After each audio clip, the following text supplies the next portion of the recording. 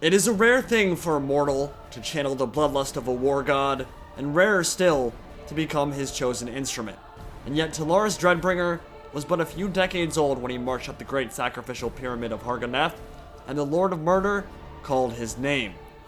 Knocking a guard aside and ripping the blade from his grasp, he made his first sacrifice, and from that point on, his fate was sealed. He quickly rose to the captaincy of the newly formed Executioners, and under the watchful eye of Crone Hellebrand, his skills grew exponentially. It wasn't long before the tortured voices in his head coalesced into a single sinister sound. It was the voice of Khaine, the bloody-handed god, who cried out for the Druchii to drown the world in a tide of blood, and from that point on, Tullaris was known simply as the Chosen of Khaine. Unlike the Witch King, who claims to be Khaine's mortal avatar purely for the sake of politics, Tullaris is the Lord of Murder's true herald. His dreams and waking hours alike are filled by violent whispers that urge him on to ever greater acts of slaughter. A reckoning between the two may one day come, but the Dreadbringer has made no attempt at a challenge simply because his god hasn't asked him to. And of all the Dark Elves in Naggaroth, none are so singularly devoted, nor so precise in their chosen profession, as the captain of the Executioners. The Chosen of Khaine has led the warriors of Ganeth towards the Gaian Vale, the beating heart of the Earth Mother's shrine. The steps of Isha will run red with the blood of the Azur, and her temples will form the foundation of a new Dark Elf death cult on Ulthuan. But the Dreadbringer is not alone. Kouran Darkhand, captain of the Black Guard of Naggarond, has been sent by Malekith to aid in the assault, and should the Island of Rebirth fall, the collective armies of an entire continent will sweep down like an icy wind from the chill north, and the floating fortresses of Old Naggarith will once again feel the embrace of Ulthuan's shores. Captain of the Phoenix Guard and chosen of Azurian, Caradryan may have once been a vain, arrogant, and egotistical lordling, but that all changed upon his pilgrimage to the shrine of the Creator God. Deep within the shrine lies the Chamber of Days, amongst the most important religious sites on the planet, and upon its ancient walls are the histories of past, present, and future, words of power etched in eternal flame. The young elf noble desecrated its sanctity by gazing upon them, and his curiosity was not without consequence. Legend tells that any who behold the wall shall forever be cursed with knowledge of their own death, and so it was with Caradryan, but he learned of so much more than just his own mortality.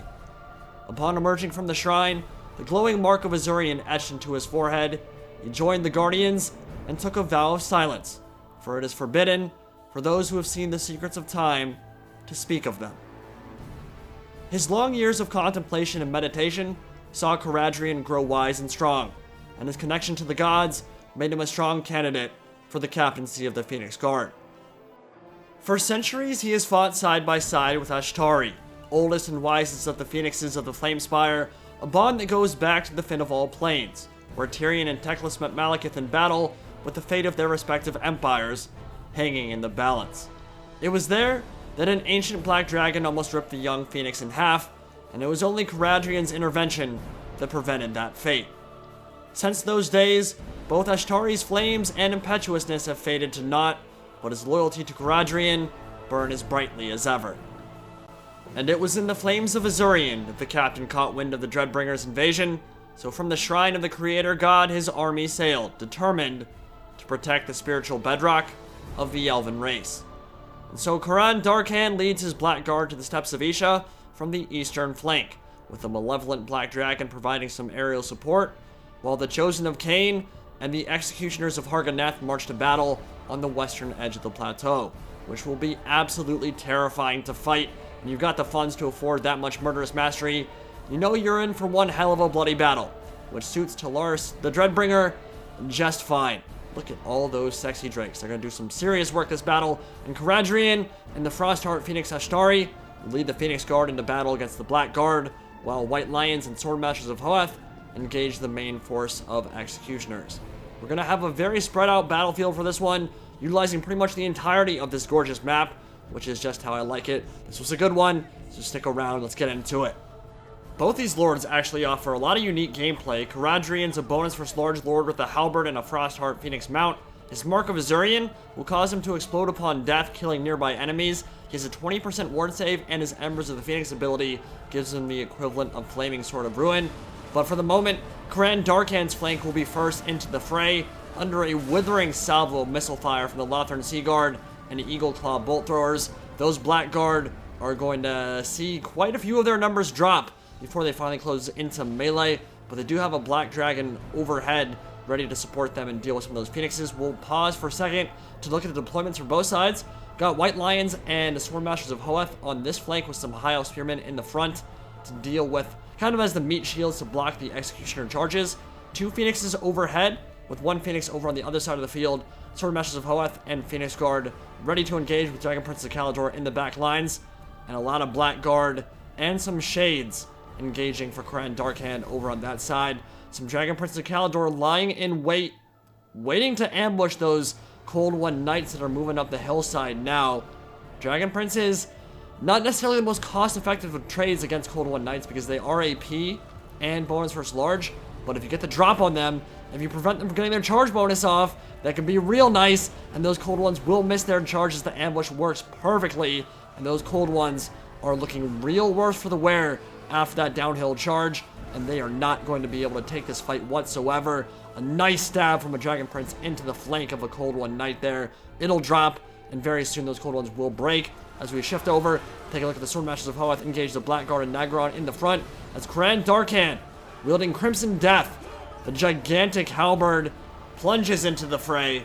It grants +4 leadership and +6 melee attack in an AoE.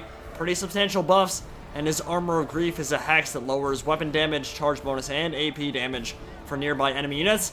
And Ashtari, having grown much wiser and much colder over the long years since the Fit of All Planes, knows how to deal with dragons now, and let the Bird Bang commence. Even a Black Dragon can't deal with 2 Frost Hearts in an aerial battle.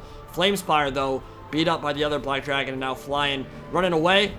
And we'll get a good look at Tullaris wielding the first Drake, the sword that claimed the first sacrificial victim in Naggaroth. He can stack up to 600 weapon strength and 70+ melee attack while being a very cost-effective dismounted character. But he's not into melee yet, so let's shift back over, take a look at Moltres as he lands in and amongst the Atari as the Dragon Princes make their move. And it's about to be Shade Shish Kebab. Pancaked between that brutal charge and the Bird of Fire. And I do not envy the position they're in right now. That crossbow unit is just going to melt, and there will be nothing left after that charge. They'll be gone in a couple seconds, shattered, most likely, and that will allow the Dragon Prince of Calador to have free reign in the backlines over on this flank as the Black Dragon up top is overwhelmed by the 2 Frostheart Phoenixes. But here comes Tullaris Dreadbringer at the head of his army, looking so badass, already caked in blood, and the first swing is going to decapitate 3 White Lions off the bat, ripping through their ranks and anchoring the line as the rest of his warriors make first contact. And what a charge it will be. White Lions and High Elf Spearmen all across the line. They're going to be slaughtered wholesale. They simply are not on the same level as Ganeth Executioners in Total War Warhammer, and already the Azure are buckling in the center. But meanwhile, Black Dragon trying desperately to escape from these mean birds, these Articunos on the prowl, and Caradryan and Ashtari are so close to finally finishing off this dragon, making sure it can't return to the fight, and finally it will plummet from the sky and hit the ground hard and will be out of commission there. Look at those White Lions. A couple seconds later, after the charge, Murderous Mastery has popped, and White Lions all across the line are being butchered wholesale. Lothern Sea Guard also running. These ones will not be able to hold for very long. And the Drakes, these 2-handed decapitating swords, doing so much work with the bonus versus infantry and armor piercing of the Executioners, and they are scything their way through the Azure in the center. But Kouran Darkhand on the other flank was not doing too hot with the Dragon Prince of Calador in their rear, so we'll shift over there pretty soon. But first, look at the Phoenix Guard as they try to surround Tullaris Dreadbringer and take him down. But that'll be so tough. I mean, every single time he swings that first Drake, it'll be decapitation after decapitation. Heads going flying everywhere. Let's look and see how this battle is progressing over on this side of the battlefield. Blackguard are being overwhelmed here. There is a Black Dragon still able to support with the Dragon Breast, but Sword Masters of Hoeth and the Phoenix Guard have performed very well. And Kouran Darkhand, the captain of the Black Guard, completely surrounded by the silent guardians of the Shrines of Azurian, and the Sword Masters of Hoeth, and I'm not sure how long he'll be able to last here. He'll get some kills, but he's a bonus for Large Lord, and he's fighting infantry. Not sure that's the ideal situation for him, and he has no support. But Caradryan and Ashtari ripping some Dark Shards in half, and in melee, with the big AoE debuff that they'll be able to drop on these units. I mean, they're Dark Shards anyway. They're going to die in droves here, and they are running terrified already by the Frostheart Phoenix. We're making quite a big impact on this battle. Already killed a dragon, and now shutting down the range units in the back lines. But Executioners are carving through these Phoenix Guard, and it's not looking good for them as more Swordmasters charge forward now. And in the dark depths of this ravine here, just surrounded by the bodies of the fallen, that is some brutal close quarters combat right there. Fitting sacrifices to the bloody-headed god, and Tullaris is reaping a terrible toll there in the Pit of Thorns. But the High Elves have cavalry and aerial superiority now, which means they have the complete advantage in mobility, and when that includes one of the best shot cav units in the game, and terror-causing flyers, that can be a serious problem. You saw Kouran and Darkhand routing there at the eastern edge of the plateau. It's been cleared up. Blackguard overwhelmed without support from the Shades. The Flamespire Phoenix and the Frostheart Phoenixes are doing some seriously awesome stuff in this battle as the Dragon Prince of Calador charge downhill and smash through these Dark Shards, send them flying into the camera. Glorious charge there, and those Dark Shards should die. But in the center, Tullaris Dreadbringer and his Executioners completely overwhelmed, completely destroyed the High Elves in that melee blender. Even with support from Swordmasters and Phoenix Guard, they just could not compete. They got rolled over, and Tullaris did play a big role in that as his Executioners continue to move up and just run over everything in sight. Lothern Seaguard trying desperately to escape, but they've ascended the slope now. Lothern Seaguard coming over from the eastern edge of the plateau, ready to brace.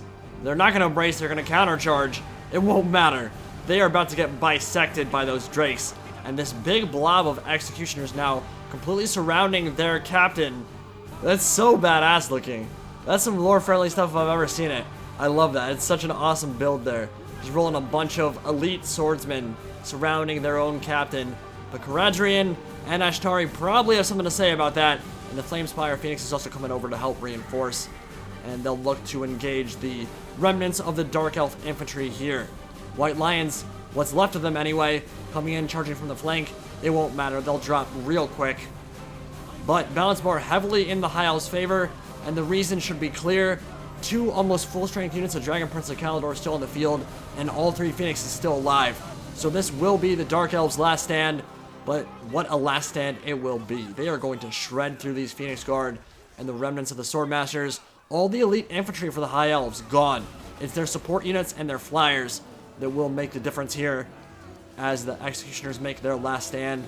But yeah, it's a good lesson on the importance of mobility and aerial superiority. I mean, 2 black dragons on the field, and they kind of got isolated from each other as one of them went for the breath attacks instead of helping in the fight against the Frostheart Phoenixes, and that allowed the Dragon Princes to get their rear charges off, and it allowed the Flamespire and the Frostheart to get free reign like they are in the late game here. And now, Flaming Bird Poops from above. The terror from above. Immolation raining down and free reign to drop them on the big blob of Ganeth Executioners, and there is no way for them to deal with the Frostheart or with the Flamespire. They have no answer for it. Caradryan and Ashtari now in the thick of the fighting, shutting down Tullaris, who's trying to get a couple more strikes with the last Drake, but Terror Route kicks in. More jibbing, more blood, more fountains for the Lord of Murder, for Khaine, and that will be the end of the battle. Yes, even the High Elves worship Khaine, and that was a bloody battle that will surely make him happy, even if his mortal representative might have run fleeing for the hills and pissed his pants for that one. But yeah, Tullaris actually 111 kills in the melee grind against some really elite units. Look at all those Executioners all the way up to 3 chevrons each. 188, 180, 133, 164. They did some serious work, but the Dragon Princes, 132, 121. There was no answer on the field from the Dark Elves. Cold One Knights, both of them got shut down real early. Dragon Princes stomped them into the ground and then allowed the Flyers to take over the battlefield and kind of imbue the terror and kind of control the pace of that engagement from there on out. Kouran Darkhand tried his best on that flank, but he got overwhelmed. Was a good one. Hope you guys enjoyed. See you next time.